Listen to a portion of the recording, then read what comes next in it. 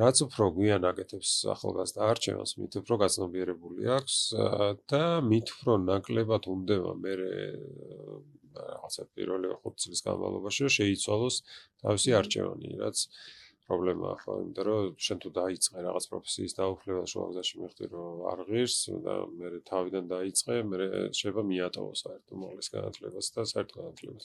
არა მხოლოდ გაცნობიერების პრობლემაა იმისი რა პროფესიის არჩევა და რაც ცხოვრებისეული გზის, არამედ გამოცდილების შეძენის დროც არ გაქვს. აი მაგალითად იმისთვის რომ გაიგო რამდენად ღირს რო გახდე ექიმი, უნდა რაღაც მომენტში წახვიდე, ნახო კლინიკა როგორ მუშაობს და ამისთვისაც დრო გჭირდება. სოციალური უნარების განვითარება ცნობაც, იმიტომ რომ მე რამდენადაც ვხედავ, სახელმწიფო სკოლას უყურებს მხოლოდ აკადემიურ დაწესებულებას, თუმცა ჩემი გადმოსახედიდან სკოლას აქვს ძალიან დიდი სოციალური აღმზრდელობითი დანიშნულება. შესაბამისად, ისეთი უნარები, როგორიც არის ტოლერანტობა, სამართლიანობა, ემპათია, თუნდაც მოქალაქეობრივი აზროვნება, ვფიქრობ, რომ სკოლაში ყალიბდება.